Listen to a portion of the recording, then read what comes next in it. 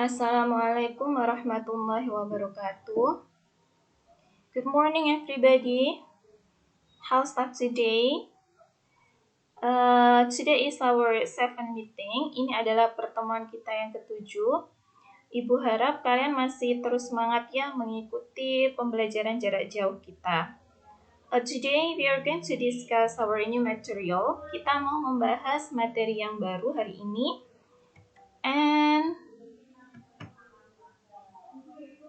And it's about expressing willingness and unwillingness.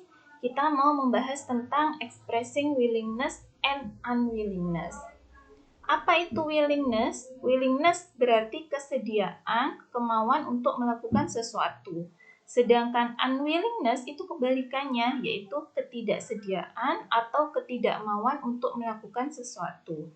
Jadi, expressing willingness adalah ungkapan yang kita gunakan untuk menyatakan bahwa kita bersedia atau kita mau untuk melakukan sesuatu.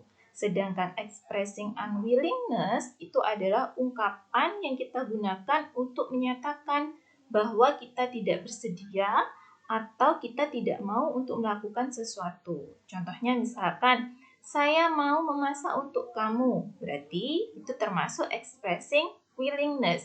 Saya tidak mau memasak untuk kamu. Berarti termasuk expressing unwillingness. Tidak mau atau tidak bersedia.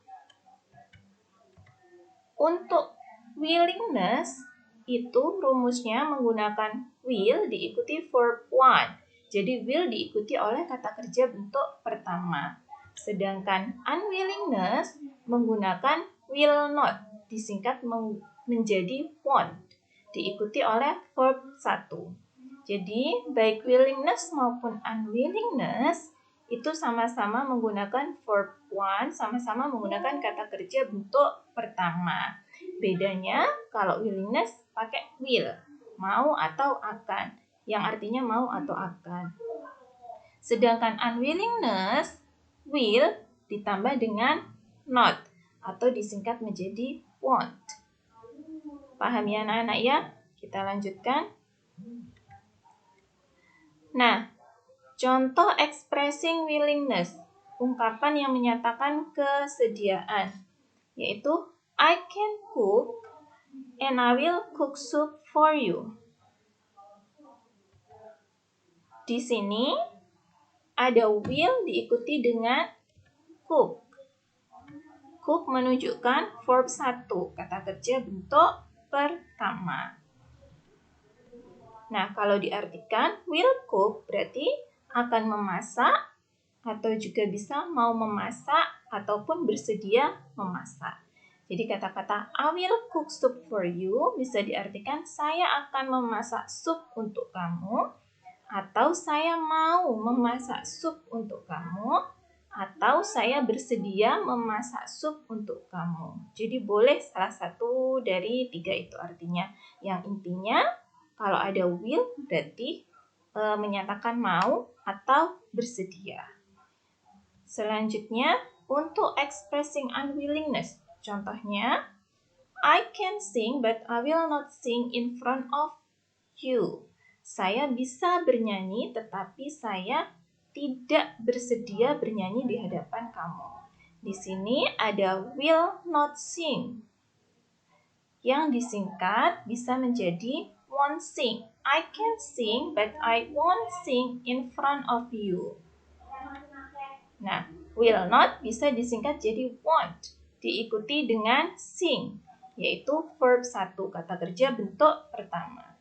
Kalau diartikan bisa tidak akan bernyanyi, atau tidak mau bernyanyi, atau tidak bersedia bernyanyi.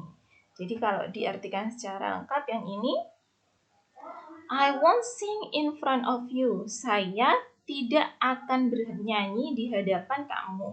Atau saya tidak mau bernyanyi di hadapan kamu.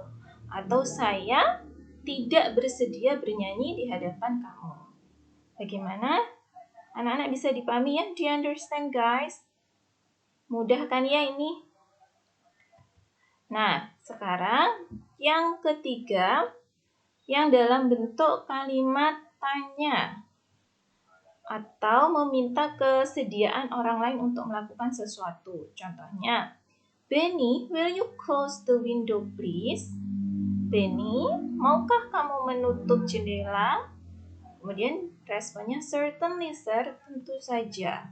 Nah, di sini kalau mau menanyakan kesediaan atau kemauan orang lain, maka bisa menggunakan will you.